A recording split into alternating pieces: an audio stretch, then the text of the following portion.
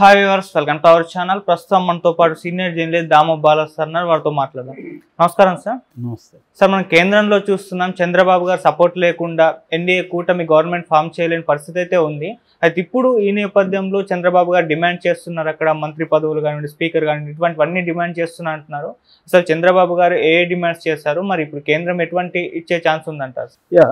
నిన్నంతా కూడా చంద్రబాబు ఢిల్లీలోనే ఉన్నాడు. చంద్రబాబు అండ్ పవన్ కళ్యాణ్ నిన్న ఎన్డీఏ సమావేశం కూడా జరిగింది. సో మామూలుగా అయితే నిన్నటి వరకు కూడా ఒక ఉత్కంఠ ఉనింది, చంద్రబాబు అండ్ నితీష్ ఇద్దరు ఇండియా కూటమిలోకి వెళ్తారా లేకపోతే ఎన్డీఏ కూటమిలోకి ఉంటారా అనేది. సో ఫైనల్గా అయితే నిన్న రిటర్న్గా కూడా ఎన్డీఏ కూటమికి మద్దతు ఇస్తున్నట్టుగా చంద్రబాబు అండ్ నితీష్ కుమార్ ఇచ్చేశారు. సో అయితే మామూలుగా చంద్రబాబు రిటర్న్గా ఇచ్చాడంటే ఆల్రెడీ కొన్ని డిమాండ్స్ మోడీ ముందు పెట్టి మోడీ ఓకే చేసినాకనే ఇచ్చారనేది ఒక వార్త నిన్నంతా కూడా నేషనల్ మీడియాలో విపరీతంగా వైరల్ అయింది. అందులో ప్రధానంగా ఏంటంటే ఒకటి లోక్సభ స్పీకర్ తెలుగుదేశానికి ఇచ్చేట్టుగా, ఒకప్పుడు వాజ్పేయి పీరియడ్లో కూడా తెలుగుదేశానికే లోక్సభ స్పీకర్ మన బాలయోగి ఉండేవాడు. సో ఇప్పుడు కూడా లోక్సభ స్పీకర్ అడుగుతున్నట్టుగా ఉంది. ఎందుకంటే ఒక భయం ఏముందంటే మోడీ పట్ల, మోడీ కానీ అమిత్ షా కానీ వీళ్ళు సొంత మిత్రపక్షాలను కూడా చీలుస్తారనే ఒక వాళ్ళకి ట్రాక్ రికార్డు ఉందన్నమాట. సో అందుకని స్పీకర్ మనవాడైతే బెటరు, అది సాధ్యం కాకుండా మనం చూసుకోవచ్చు అనేది వాళ్ళకు ఉంది. సో అందుకని స్పీకర్ని అడిగినట్టుగా ఉంది. అయితే ఇంకా స్పీకర్ కన్ఫర్మ్ అవ్వలేదు అంటున్నారు. ఎందుకంటే నితీష్ కుమార్ కూడా స్పీకర్ తమకే కావాలని పట్టుబడుతున్నాడు. బట్ చంద్రబాబు తమకే కావాలంటున్నాడు. ఇక్కడ నితీష్ కుమార్ బలం, చంద్రబాబు బలం చూసినప్పుడు చంద్రబాబుకి 16 ఎంపీ సీట్లు ఉంటే నితీష్ కుమార్కి 12 ఉన్నారు. బట్ మధ్యలో 4 ఉన్నాయనుకో, కానీ నితీష్ కుమార్ లేకుండా కూడా ఇబ్బంది అవుతుంది. అంటే గవర్నమెంట్ ఫామ్ చేయొచ్చు. బట్ నితీష్ కుమార్ ఏమన్నా అటు జంప్ చేస్తే రేపొద్దున ఇంకొంతమందిని ఎంపీలని కానీ లాగగలిగితే ఈ ప్రభుత్వం కూలిపోయే అవకాశం ఉంటుంది.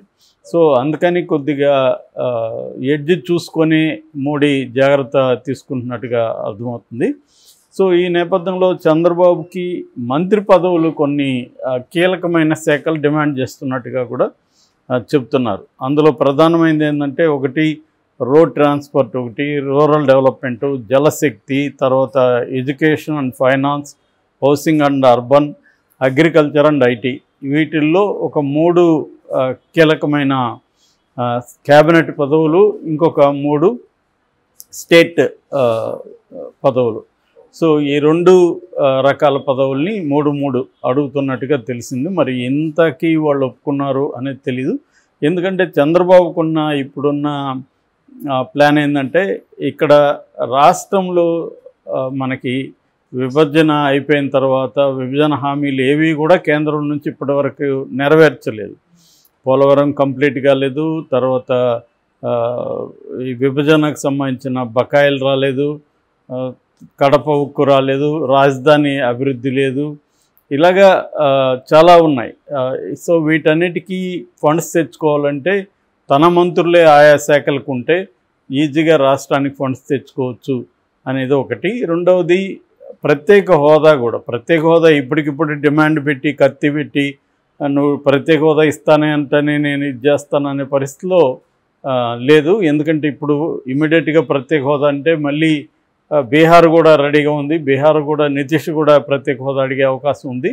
సో ప్రత్యేక హోదా మీద అందుకనే పట్టుబట్టకుండా చంద్రబాబు ఒకవేళ ప్రత్యేక హోదా అంటే ఇతర రాష్ట్రాలు కూడా ఇబ్బంది అవుతుంది, అది చాలా ప్రాబ్లమేటిక్ ఇష్యూ. కాబట్టి గతంలో కూడా చంద్రబాబు ప్రత్యేక హోదా అనేది చరిత్ర అది మర్చిపోండి అనేసి కూడా చెప్పాడు. ప్రత్యేక హోదా అంటే కేసులు పెడతామని కూడా బెదిరించిన సందర్భాలు ఉన్నాయి.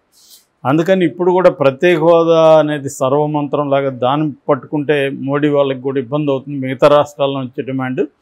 కాబట్టి బుందేల్ఖండ్ తరహా ఒక ప్రత్యేక ప్యాకేజ్ తీసుకొని అట్లాగే పోలవరం కంప్లీట్ చేయడం, ఈ 5 ఏళ్లలో రాజధాని డెవలప్ చేయడం, ఇలాంటివి, ఇంకా ఉద్యోగ కల్పనకు సంబంధించి ఆల్రెడీ హామీ ఇచ్చాడు. 20 లక్షల 5 ఏళ్లలో 20 లక్షల ఉద్యోగాలు ఇస్తామని. సో 20 లక్షలు అంటే ప్రభుత్వాన్ని కాదు, కల్పిస్తామని. సో దానికి సంబంధించి ఐటీ పరిశ్రమల్ని బలంగా తీసుకురావాల్సి ఉంది. అట్లాగే రోడ్స్, ఇన్ఫ్రాస్ట్రక్చరు, డెవలప్మెంట్ పోర్ట్స్ ఇవన్నీ ఆల్రెడీ సగంలో ఉన్నాయి. డెవలప్ పోర్ట్స్, రోడ్స్ చాలా అధ్వానంగా ఉన్నాయన్నది ఎప్పటి నుంచో చెప్తున్నారు. So roads development, IT development చేయడం ఒకటి.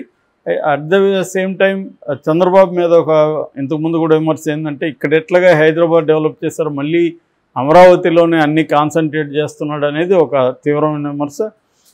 అందుకోసం ఇప్పుడు ఇటు వైజాగ్, ఇటు తిరుపతి, కాకినాడ, హిందూపురం ఇటువంటి ఏరియాల్లో కూడా ఐటీ ఇండస్ట్రీ డెవలప్ చేయాలని. ఎందుకంటే మనకి తిరుపతి ఒకటి, హిందూపురం ఒకటి ఐటీ ఇండస్ట్రీ డెవలప్మెంట్కి చాలా స్కోప్ ఉంది. ఎందుకంటే తిరుపతి ఏమో ఇటు బెంగళూరుకి, ఇటు చెన్నైకి మధ్యలో ఉంటుంది.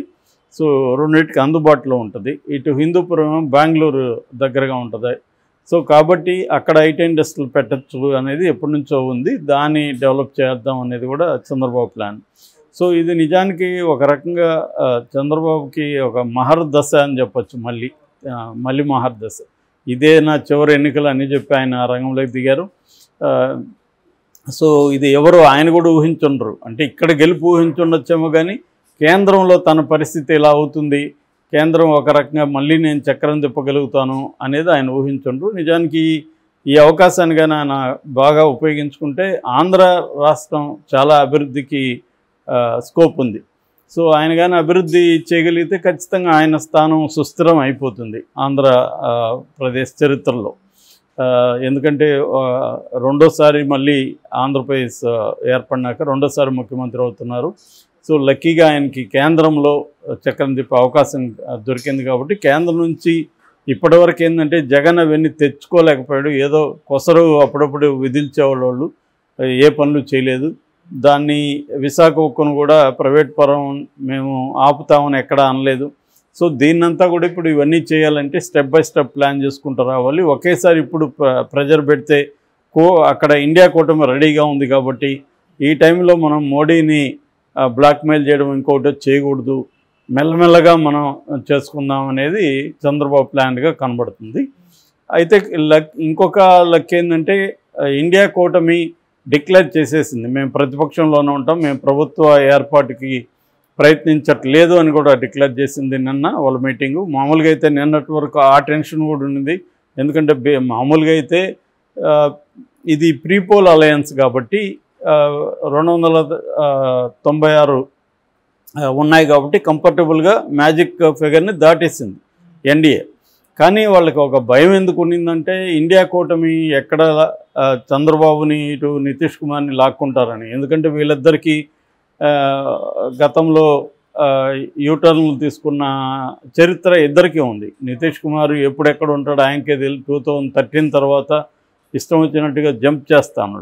అట్లాగే చంద్రబాబు కూడా 2014లో ఎన్డీఏలో ఉండి మళ్ళీ 2018కి వచ్చేసరికి కాంగ్రెస్తో వెళ్ళాడు. సో ఇప్పుడు కూడా ఆయన బలవంతంగా అవసరం కోసం బీజేపీతో పొత్తు పెట్టుకున్నాడు. ఎవరికి కూడా ఇష్టం లేదు. సో బట్ ఆ చర్య ఈరోజు చంద్రబాబుని ఈ స్థాయిలోకి తీసుకెళ్ళింది, ఆ నిర్ణయమే. సో పట్టు వదలకుండా ఇక్కడ పవన్ కళ్యాణ్ గురించి కూడా చెప్పుకోవాలి. పవన్ కళ్యాణ్ లేకపోతే కూడా ఈ పొత్తు సాధ్యమయ్యేది కాదు. అవును. సో అందుకనే పవన్ కళ్యాణ్ని మ్యాన్ ఆఫ్ ద మ్యాచ్ అని ఇప్పుడు అందరూ అంటున్నారు, గేమ్ చేంజర్ అని వాళ్ళ చిరంజీవి గారు కూడా ట్వీట్ చేశాడు. సో ఏదేమైనా ఇది కారణాలు ఏవైనా ఒక అద్భుతమైన అవకాశం ఆంధ్రప్రదేశ్కి కావచ్చు, ఇటు చంద్రబాబుకి కావచ్చు. సో దీన్ని ఉపయోగించుకొని కరెక్ట్గా డీల్ చేసుకొని మోడీ దగ్గర నుంచి మ్యాక్సిమం రాబట్టగలిగితే ఆంధ్రప్రదేశ్ బ్రహ్మాండంగా అభివృద్ధి వైపు వెళ్ళే అవకాశం ఉంది.